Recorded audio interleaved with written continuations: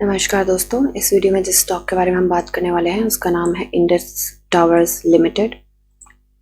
ये स्टॉक 271 के प्राइस पे ट्रेड कर रहा है। मार्केट में आज इसने 8.43% का अप मूव दिया है। मार्केट कैप है 73,128 करोड़ की। प्रोमोटर होल्डिंग 69% है। बुक वैल्यू 87.90 है। डिविडेंड ये देता नहीं है। फेस वैल्यू 10 है। फंडामेंटल वीडियो मैं ऑलरेडी बना चुकी हूँ, प्लेलिस्ट में ऐड कर दूंगी, आप देख सकते हैं। अभी के लिए देखिए स्टॉक 50 डीएमए एंड 200 डीएमए दोनों से ऊपर ट्रेड कर रहा है, जो कि एक अच्छी बात है। पीई मीडियन से नीचे है, अगेन एक प्लस पॉइंट है हमारे पास। एंड सेल्स एंड मार्जिन की बात करें, ग्रॉस प्रॉफिट मार्जिन थोड़ा सा हिला हुआ है, बट ये पहले से ही ऐसा ही चलता आ रहा है, तो बेसिकली ठीक ही है। And sales quarter on quarter बहुत छोटू सी डिक्रीज हुई है एंड होपफुली ये रिकवर कर जाएगा यहाँ से। अभी के लिए चलते हैं हम इसके चार्ट पे। देखिए चार्ट में हमने कल भी जो वीडियो बनाई थी, लास्ट वीडियो में भी हमने डिस्कस किया था कि यहाँ पे ये उम्मीद है कि ऊपर जाएगा। एंड हमने जो टारगेट 31 मार्च के लिए रखे थे वो आज इसने यहाँ पे ब्रेक कर दिए हैं एंड इसने यहाँ पे नया 52 वीक हाई आज टच किया है। तो हमें टारगेट तो ऑफ कोर्स रिवाइज करने पड़ेंगे। एंड नेक्स्ट 31 मार्च तक हमारे पास सिर्फ और सिर्फ 3 ट्रेडिंग डेज हैं, जो कि कमिंग वीक के ट्यूसडे, वेडनेसडे और थर्सडे हैं, क्योंकि मंडे को होली की छुट्टी है एंड फ्राइडे को जो है गुड फ्राइडे की छुट्टी है। तो हमारे पास 3 ट्रेडिंग डेज हैं एंड उनमें मैं ऑनेस्टली बताऊं तो मुझे लगता है कि यहाँ पे कंसोलिडेट करेगा। एंड वॉल्यूम की बात करें तो वॉल्यूम कल जो आया था वो 9 मिलियन का था, आज जो आया 33 मिलियन का है। काफ़ी अच्छा वॉल्यूम आया है एंड मुझे लगता है कि ये यहाँ से काफ़ी अच्छे तरीके से मूव करने वाला है, बट मुझे लगता है थोड़ा सा कंसोलिडेट करेगा। क्यों? उसके लिए हमें चलना पड़ेगा वीक्स के चार्ट पे।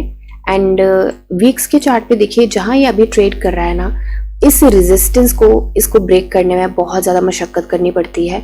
तो अभी भी हम पुराने पैटर्न को अगर रीड करें तो ये इस टाइम पे ये जो रेजिस्टेंस है ना इसकी 274 की, इस रेजिस्टेंस को बड़ी मुश्किल से ब्रेक करता है। एंड अभी भी कहीं ना कहीं उसी रेजिस्टेंस पे है। यहाँ पे देखिए इसको बड़ी मशक्कत करनी पड़ी, बड़ी मुश्किल से निकला, फिर यहाँ से नीचे गिर गया, फिर कोशिश करी, फिर नीचे गिर गया, फिर इसने कोशिश करी, फिर नीचे गया, यहाँ पे ऑफ कोर्स कर गया, फिर उसके बाद इसने सपोर्ट बनाया एंड फिर इसने ब्रेक करने की कोशिश करी, फिर नीचे गिर गया। तो पुराने पैटर्न्स को अगर रीड करें तो मुझे लगता है कि यहाँ पे इसको काफी मशक्कत करनी पड़ेगी यहाँ से निकलने के लिए, बट मुझे टेक्निकली लगता है कि स्टॉक यहाँ से निकल जाएगा। थोड़ी सी मशक्कत ज़रूर लग सकती है। तो अभी हम अपने जो टारगेट हैं उनको रिवाइज करते हैं। तो एक बार वीक्स पे चल के फिर से छोटू सी इसके रेजिस्टेंस को हम चेक कर लेते हैं कि कहाँ पे आ सकती है। तो मुझे लगता है इसकी नेक्स्ट जो रेजिस्टेंस आ सकती है वो इसके आसपास आएगी एंड जो बनता है 281 के आसपास। तो एक बार हम ये वाले टारगेट लेके चलते हैं कि यहाँ तक का मुझे लगता है कि 31 मार्च तक अगर यहाँ से निकल गया तो 285 के आसपास के हम लेके चलते हैं टारगेट, कि इसके आसपास ये ट्रेड करता हुआ हो सकता है। क्योंकि हमें टारगेट तो ऑफकोर्स रिवाइज करने पड़ेंगे ही, क्योंकि यहाँ से हमारे टारगेट जो है 31 मार्च के वो कर चुका है अचीव। तो अभी के लिए हम लेके चलेंगे 285 के टारगेट एंड उसको रीच करने के लिए इसको केवल और केवल 5.5% की जरूरत है। एंड अभी के लिए हम जो लेके चले थे कि क्वार्टर जब इसका एंड होगा एंड तब तक के लिए टारगेट की बात करें, देखिए अभी के लिए तो टेक्निकली देखें तो हमें टारगेट लॉन्ग टर्म के भी रिवाइज करने पड़ेंगे एंड शॉर्ट टर्म के भी रिवाइज हमने कर ही लिए हैं। तो लॉन्ग टर्म के लिए मैं एक चीज और बोलूंगी कि यहाँ पे पहले तो शॉर्ट टर्म की बात करते हैं। शॉर्ट टर्म में स्टॉप लॉस 263 का जो है, मुझे लगता है इस शॉर्ट टर्म के स्टॉप लॉस हमें लेके चलना पड़ेगा।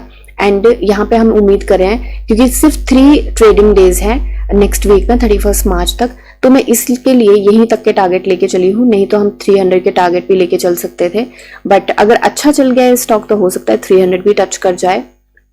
बट पुराने पैटर्न को देख के कि ये वाली रेजिस्टेंस काफी स्ट्रांग है, तो उस चीज को माइंड में रख के एक बार चलते हैं एंड यहीं के टारगेट लेके चलते हैं हम।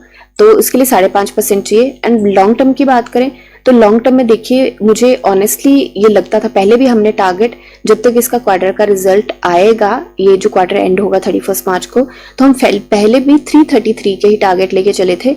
बट मार्केट में जो सिचुएशन थी, जो वॉलेटिलिटी थी, मार्केट स्टेबल नहीं हो रही थी, उसकी वजह से हमने टारगेट 300 के अपने कर दिए थे। बट मुझे लगता है कि अगर मार्केट में जरूर वॉलेटिलिटी फिर से रहेगी, बट मुझे लगता है कि हम कहीं ना कहीं टारगेट ये अचीव कर सकते हैं। मैंने पुरानी वीडियोस में भी बोला है कि मुझे ऑनेस्टली लगता है कि ये वाले टारगेट हम अचीव कर सकते हैं, क्योंकि ये स्टॉक ना काफी टाइम से, आपको वीक्स पे करके बताती हूँ फिर से, देखिए कितना नीचे गिरा था एंड काफी टाइम से वेट कर रहा है यहाँ से निकलने की। तो पुराने अगर देखे तो यहाँ तक के टारगेट तो मैं बड़े आराम से अचीवेबल मानती हूँ।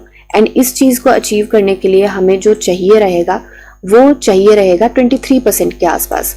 तो अभी एक बार BSE पे चलते हैं, तो जस्ट सेकेंड।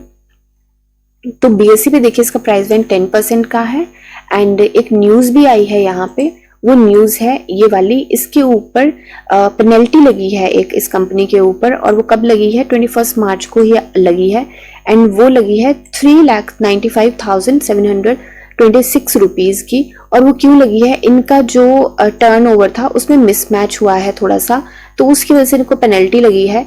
तो इन्होंने बोला है कि इस पे क्या फर्क पड़ेगा, तो उन्होंने बोला है कि फाइनेंशियल और ऑपरेशंस पे किसी भी तरीके का कोई फर्क नहीं पड़ेगा। तो मेरे को नहीं लगता कि इस न्यूज से किसी भी तरीके का इसके ऊपर कोई प्राइस के अप या डाउन में किसी भी तरीके का फर्क पड़ेगा, क्योंकि उन्होंने भी बोला है कि फाइनेंशियल एंड ऑपरेशन पे कोई फर्क नहीं पड़ेगा। एंड अगर पड़ता भी है तो बहुत छोटू सी पेनल्टी है, ये कंपनीज इतने हजारों करोड़ों की है, तो मुझे लगता नहीं कि इतना कोई फर्क पड़ना चाहिए।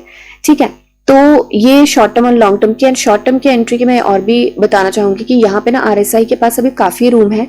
RSI बहुत आराम से 75 तक पहुंच सकती है ना, अभी 65 पे। तो मुझे लगता है कि ये जो शॉर्ट टर्म के टारगेट हमारे 31 मार्च तक के हैं, मुझे लगता है बड़े आराम से अचीवेबल हैं।